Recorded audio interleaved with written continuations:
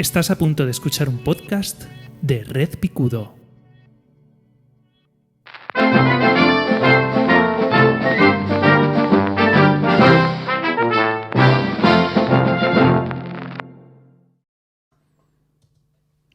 Este podcast, mi opinión no demandada, es un contenido que sale desde las tripas.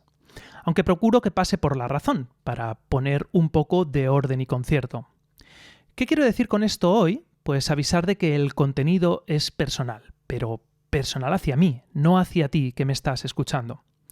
No te lo digo a ti para intentar convencerte, sino que se lo digo al mundo y a la vida por si a alguien le sirve. Y como recoge la tradición oral africana, he aquí mi versión de esta historia. Te haya gustado o no, llévate una parte y déjame el resto. Dicho esto, vamos a entrar en harina en un tema complicado, porque enfrenta a dos partes muy desiguales, tanto en peso como en número. Efectivamente, si has leído el título del programa, hoy voy a adentrarme en las fangosas arenas del feminismo. Pero aviso, estoy de parte del feminismo, además del feminismo radical, el que concibe el inicio del problema en la raíz de su concepción. Aquí puedes hacer varias cosas. Seguir escuchando a ver qué es lo que digo, no por si coincides o no conmigo, sino por si acabamos aprendiendo algo, tanto tú como yo.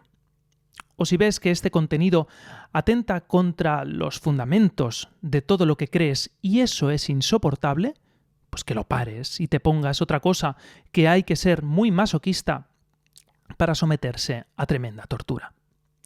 Si ves que sientes la necesidad de dar tu opinión, haz un podcast, que es lo que he hecho yo. Vale, ahora sí, vamos a ello. No sé si lo sabes, pero soy un gran aficionado a los videojuegos.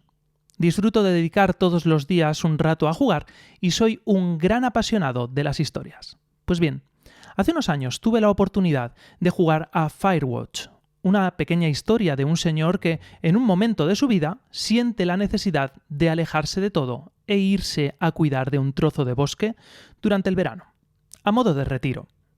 De hecho, el título del juego, Firewatch, significa eso, guardabosques, o de forma literal, persona que observa el fuego, que detecta posibles focos de incendios para poder extinguirlos en sus primeros compases, para que no arrase todo el bosque. El protagonista de esta historia pasará unos meses en una torre, alejado de todo, sumido en sus pensamientos y, de forma eventual, dará paseos para asegurarse de que quienes vienen al bosque se comporten de forma respetuosa y en un momento dado contactará con Delilah, una guardabosques veterana, con la que tendrá comunicación solo por radio.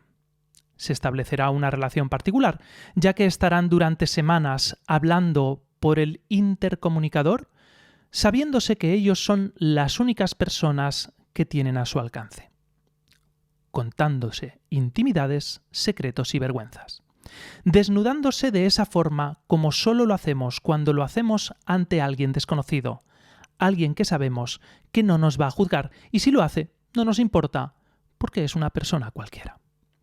Así, y poco a poco, se coqueteará con el pasado, con el sexo, el amor, la culpa y la vida. Firewatch se publicó en 2016 y por aquel entonces yo aún no había empezado de forma comprometida a investigar, de forma personal, las bases teóricas del feminismo. Yo tenía una intuición muy fuerte de que algo estaba mal. Durante mis estudios en psicología, asistí a las 2 únicas asignaturas que ofertaba la carrera sobre sexo y género. No es sorprendente si os digo que era, literalmente, el único hombre de la clase. Es sorprendente la cantidad de hombres que hablan de feminismo sin tener ninguna formación. Hay muchas mujeres que hablan sin saber, pero la inmensa mayoría de estudios serios, reflexiones filosóficas, antropológicas y sociológicas las hacen mujeres. Esto no es raro, les afecta directamente a ellas, pero es sorprendente que un tema tan serio como es la desigualdad entre sexos sea un tema que se considera abierto a la opinión infundada. Por favor, negacionistas del machismo, el botón de parar el podcast es eso redondo con un cuadrado en el centro. Pues bien, a día de hoy, y tras muchos años de escuchar podcasts, leer tratados y atender cientos de historias personales de mujeres, he llegado a 2 conclusiones. La primera es que el problema del machismo existe. Es un problema arraigado, es sistémico y existe un esfuerzo consciente por mantener el status quo. Y la segunda es que me queda mucho por aprender, sobre todo de las bases filosóficas, sociológicas y antropológicas del machismo y el feminismo.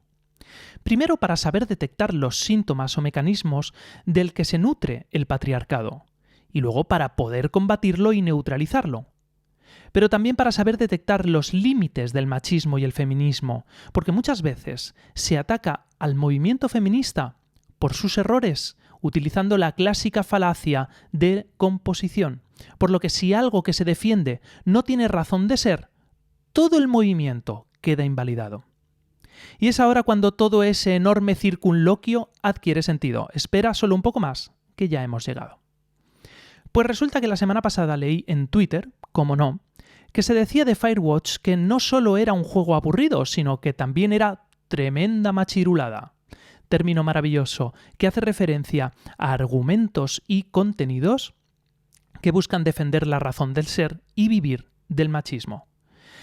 Este tuit me sorprendió porque, en mi memoria, Firewatch es un juego pausado y reflexivo y es posible que a ti te parezca aburrido o, como se le llegó a llamar, un simulador de paseos. Hasta ahí bien. Pero cuando se añadió la coletilla de contenido machista, me saltaron las alarmas. Porque eso no formaba parte de mi recuerdo. Y eso no significa que no estuviera, solo que no me fijé en ello, como cuando estoy 10 minutos buscando algo que llevo en la mano. Pues bien, Firewatch es machista, sostenían, por diversas razones. Y aquí tengo que decir que es posible que desvele aspectos de la trama. Es un juego de 2016 y en realidad lo importante del juego no es el final, sino el camino.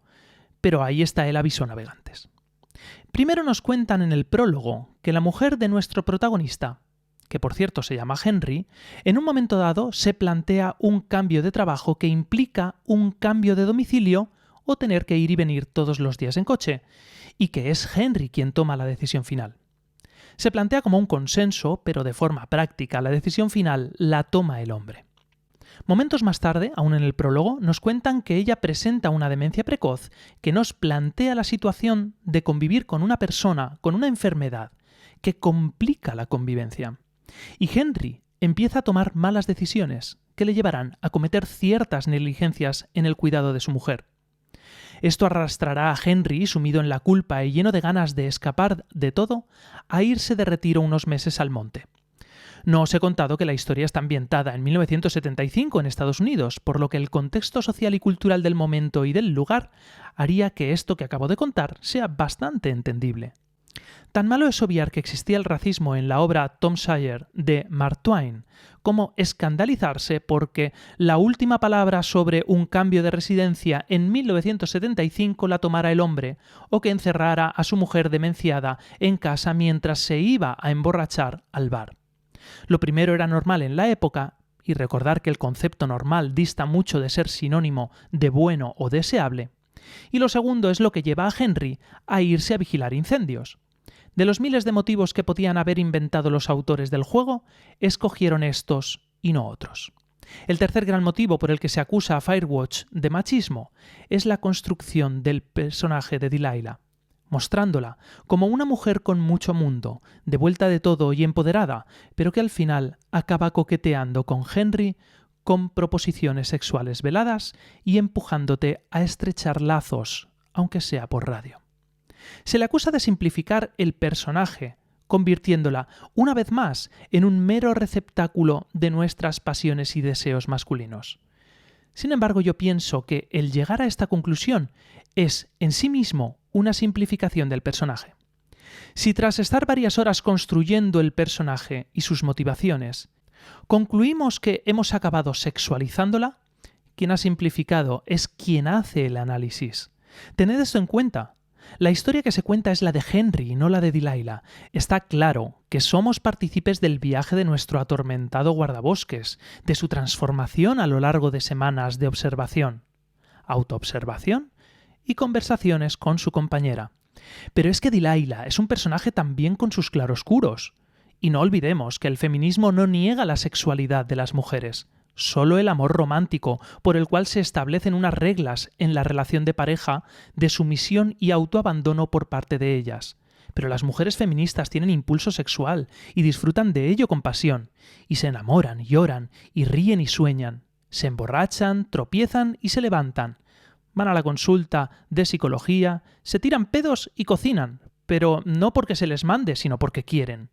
Y en la historia de Firewatch, Delilah flirtea con Henry porque le sale del toto, porque ella también está sola, porque nuestra naturaleza es social y tendemos a juntarnos con quien tenemos cerca y establecer relaciones. Si esas relaciones son sanas y tóxicas, es otro cantar, pero está en nuestra programación genética. ¿Es Firewatch machista? Pues seguramente, porque nuestra sociedad es machista. Pero si lo es, no lo es de forma intencional. Nuestro trabajo de deconstrucción pasa por darnos cuenta de nuestras vergüenzas e intentar mejorarlas. Mi profesora de psicología social nos decía que lo peligroso no es ser machista, sino no saberlo. Porque si sabes que lo eres, tienes la oportunidad de cambiarlo. Pero para ello es necesario un proceso de reflexión y aprendizaje que va a tambalear los fundamentos de nuestro propio ser. Yo de momento voy a darle otra vuelta a Firewatch 6 años después para ver, ahora con las gafas moradas puestas, para intentar averiguar si de verdad mi memoria había obviado los componentes complicados. Muchas gracias por haber llegado hasta aquí. Yo soy José Vivaeza y esta ha sido mi opinión no demandada.